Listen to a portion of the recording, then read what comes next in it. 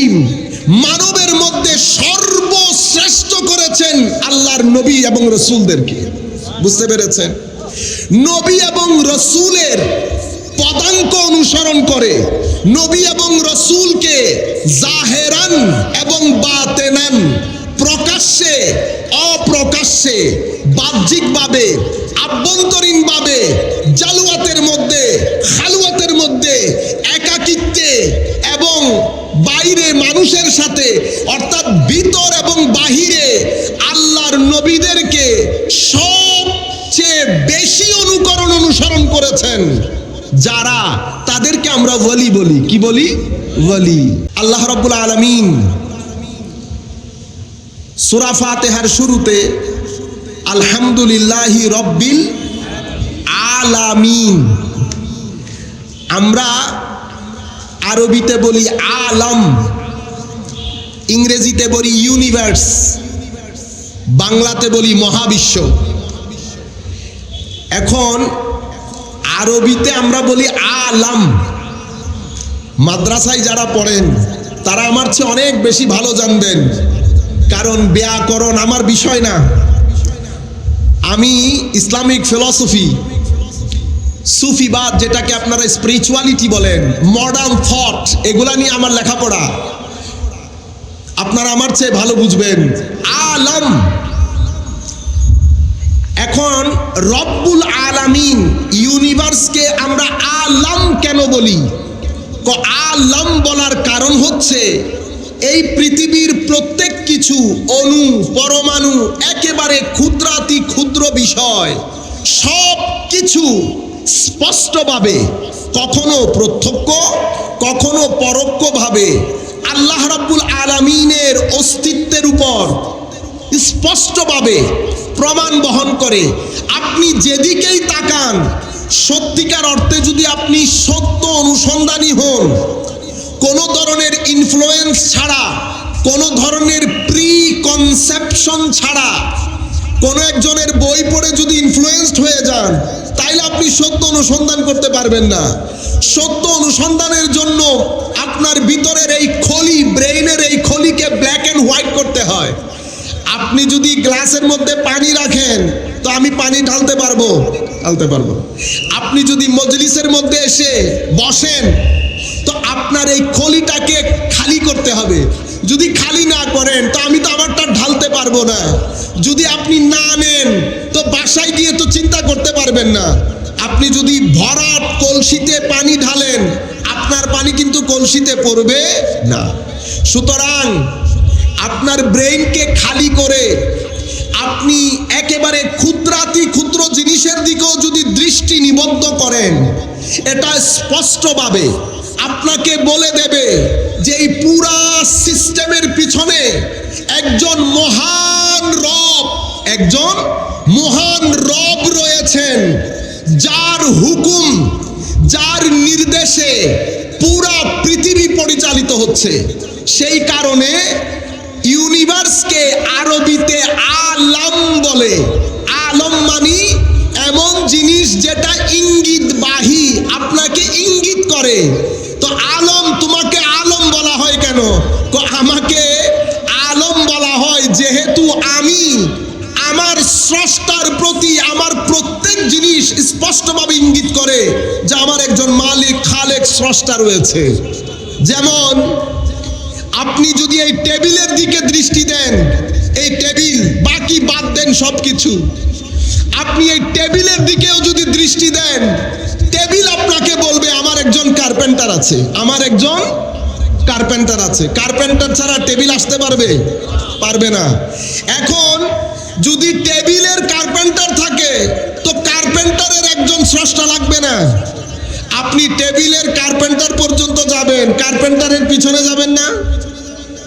সেই কারণে মহান আল্লাহ রাব্বুল আলামিন, আল্লাহর এই দুনিয়ার নাম আমরা রেখেছি আলম। আল্লাহ রাব্বুল আলামিন, পৃথিবীতে অনেক মাখলুকাত আল্লাহর সৃষ্টি রয়েছে, তন্মধ্যে আমাদেরকে বলা হচ্ছে আশরাফুল মাখলুকাত। আশরাফুল মাখলুকাত, আমরা আশরাফ হলাম। আমরা কিন্তু আশরাফ আমাদের একক পরিচয় না, আমাদের পরিচয়ের মধ্যে ডুয়ালিটি আছে, দ্বৈততা। আমরা হয় আশরাফ নয় আখতার, হয় সৃষ্টির সেরা নতুবা সৃষ্টির নিকৃষ্ট জীব। আপনারা বুঝতে পেরেছেন? সূরা ৩-এর মধ্যে আল্লাহ বলেছেন এই কথা। আবার আমরা নিজেরা পড়ি না, লাহুম কুলুবুন লা ইয়াফকাহুনা বিহা, এই আয়াতের শেষ অংশে আল্লাহ বলছেন উলাইকা হুম কাল আনআম বাল হুম আদল উলাইকা হুমুল গাফিলুন। আল্লাহ রাব্বুল আলামিন এই মানুষকে বলেছে চতুষ্পদ জন্তুর চেয়েও নিকৃষ্ট। তাহলে আমরা সব সময় জেনে শুনে আসছি যে আল্লাহ রাব্বুল আলামিন মানুষকে সৃষ্টির সেরা জীব করেছেন, কোনো সন্দেহ নাই। কিন্তু যেই কারণে মানুষ সৃষ্টির সেরা জীব, সেই একই কারণে যদি আপনি সেই বিষয়গুলো আপনার জীবনে অ্যাপ্লাই না করেন, তো আপনার জীবন থেকে সেরা জিনিসটা সরে আপনি হয়ে যাবেন নিকৃষ্ট। আপনি দুইটার মাঝখানে, হয় আপনার সৃষ্টির সেরা জীব নতুবা আপনি সৃষ্টির নিকৃষ্ট জীব। কেন? মানুষের ভিতরে মাওলায়ে করিম মানুষকে কিছু আচরণ, কিছু বৈশিষ্ট্যে মানুষ চতুষ্পদ জন্তুর মতো, বাহিমা। আমরা খাই, চতুষ্পদ জন্তুও খায়। আমরা ঘুমাই, আমরা হাঁটি, আমরা আমাদের বৈবাহিক সম্পর্ক, আমরা যে আপনি বুঝে নেন বাকি বিষয়গুলো, আমাদের অনেক ছেলেপুলে আছে এখানে, এই বৈশিষ্ট্যের দিক থেকে আমরা জন্তু জানোয়ারের মতো, বাহিমা। আবার আমরা কিছু বৈশিষ্ট্যে শয়তান থেকে আমরা ওয়াসওয়াসা রিসিভ করি। যেহেতু শয়তান থেকে ওয়াসওয়াসা রিসিভ করি, শয়তান আমাদেরকে পুশ করে কোন দিকে যাওয়ার জন্য? নিকৃষ্ট পথগুলা বেছে নেওয়ার জন্য। এগুলা আমরা ফ্লেক্সিবল, আমরা ফ্লেক্সিবিলিটির কারণে কোনো সময় আমরা চতুষ্পদ জন্তুর দিকে চলে যাচ্ছি। আপনারা দয়া করে অধৈর্য হয়েন না, আমি একটা গুরুত্বপূর্ণ জায়গায় আপনাদেরকে নিয়ে যাব, একটু ধৈর্য ধরতে হবে। কিছু জায়গায় মানুষ শয়তানের পুশ পেয়ে পেয়ে, তো শয়তানের পুশ 3 জায়গা থেকে এই পুশটা, এই ধাক্কাটা মানুষের গায়ে লাগে। দুনিয়া, নফস, শয়তান। দুনিয়া, নফস, শয়তান, এই 3 জায়গা থেকে ধাক্কা লাগে, মানুষ নিকৃষ্টতার দিকে চলে যায়। লাকাদ খালাকনাল ইনসানা ফি আহসানি তাকওয়িম সুম্মা রাদাদনাহু আসফালা সাফিলিন না আসফালা সাফিলিন, একেবারে নিচে। আচ্ছা, এরপরে মানুষ আরেক বৈশিষ্ট্যে ফেরেশতীয়, কিতীয়? ফেরেশতীয়, একেবারে নিরেট নুরানি। দেখতে মানুষের সমাজে চলাফেরা করলেও দেখতে মানুষ চরিত্রে ফেরেশতার মতো, চরিত্রে ফেরেশতার মতো। তো যেই সমস্ত মানুষ আমাদের আশেপাশে চলাফেরা করে দেখতে মানুষের মতো, চরিত্রে ফেরেশতার মতো, কুরআন কখনো কখনো তাদেরকে মুমিনে হক বলেছে, কখনো মুহসিন বলেছে, কখনো মুত্তাকিন বলেছে, কখনো মুতাতাহিরিন বলেছে, কখনো যাকিরিন আল্লাহ যিকরান কাসীরা বলেছে, কখনো মুখলিসিন বলেছে, কখনো মুখলাসিন বলেছে। কুরআন বিভিন্নভাবে তাদের পরিচয় তুলে ধরেছে। আমরা আমাদের দেশীয় ভাষায়, একাডেমিক ভাষায় আমরা তাদেরকে আল্লাহর ওয়ালি বলি। কি বলি? আল্লাহর ওয়ালি, আল্লাহর ওয়ালি বলি। কুরআন তাদেরকে বলেছে মুমিনে হক, মুমিনে হক। তারা কি রকম? তো তারাই হচ্ছে সৃষ্টির সর্বশ্রেষ্ঠ জীব, সৃষ্টির সর্বশ্রেষ্ঠ জীব। শুধু মানুষ হলে যেই সর্বশ্রেষ্ঠ সেরকম না, মানুষ বৈশিষ্ট্যের দিকে সর্বশ্রেষ্ঠ। তো আল্লাহর দুনিয়ার মধ্যে মাওলায়ে করিম মানবের মধ্যে সর্বশ্রেষ্ঠ করেছেন আল্লাহর নবী এবং রসুলদেরকে। বুঝতে পেরেছেন? নবী এবং রসুলের পদাঙ্ক অনুসরণ করে, নবী এবং রসুলকে জাহেরান এবং বাতেনান প্রকাশ্যে অপ্রকাশ্যে বাহ্যিকভাবে আভ্যন্তরীণভাবে জালুয়াতের মধ্যে খালুয়াতের মধ্যে একাকিত্বে এবং বাইরে মানুষের সাথে অর্থাৎ ভিতর এবং বাহিরে আল্লাহর নবীদেরকে সবচেয়ে বেশি অনুসরণ করেছেন যারা, তাদেরকে আমরা ওয়ালি বলি। কি বলি? ওয়ালি। যারা আল্লাহর নবী এবং রসুলদেরকে জাহেরান বাতেনান, প্রকাশ্যে অপ্রকাশ্যে, ঘরে এবং ঘরের বাইরে সবাই মুত্তাকি। আমরা এখন জালুয়াতের মধ্যে বসেছি না, দুইটা শব্দ, জালুয়াত এবং খালুয়াত।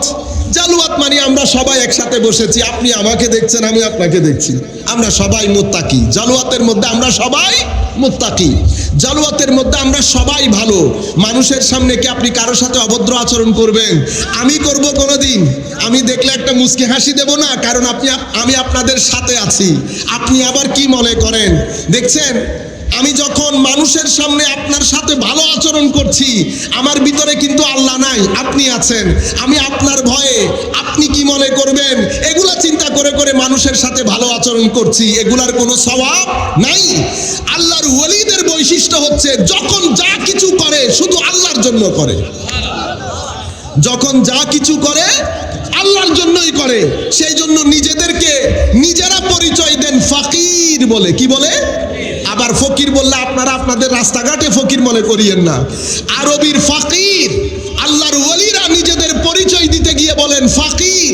ফকির মানে মুহতাজ, যারা জীবনের প্রত্যেকটা ক্ষণে, প্রত্যেকটা সেকেন্ডে, প্রত্যেকটা মিনিটে, যারা সর্ব অবস্থায় আল্লাহ রাব্বুল আলামিনের সঙ্গে থাকেন, আল্লাহর নৈকট্যের মধ্যে থাকেন, যাদের মাঝখানে কোনো পর্দা থাকে না, যারা সর্ব অবস্থায় আল্লাহর নৈকট্যের হায়া করেন এবং হায়া করতে গিয়ে মাওলায়ে কারীম ছাড়া যা কিছু করে আল্লাহর জন্য করে, যা কিছু থেকে বেঁচে থাকে আল্লাহর ভয়ে বেঁচে থাকে, এবং যা কিছু বাইরে ভিতরে যা কিছু করে পাক্কা আমার নবীর আখলাক, আমার নবীর সুন্নতকে ধারণ করে করে।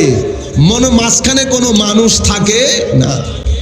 আমরা যখন করি জালুয়াতের মধ্যে আমরা এক ধরনের, খালুয়াতের মধ্যে বন্ধু বান্ধব নিয়ে যখন আমরা বসি তখন আল্লাহ আল্লাহ রসুল থাকে। আর বন্ধু বান্ধব নিয়ে যখন, আপনারা মনে করবেন না আমি শুধু আপনাদের কথা বলছি, আমি আবার কোন পুকুরের মাছ, আমরা সবার কথা বলছি। আমরা যখন বন্ধু বান্ধব নিয়ে বসি এক সুরতে থাকি, আমাদের কথার ডং রং আকৃতি প্রকৃতি গঠন পরিবর্তন হয়ে যায়।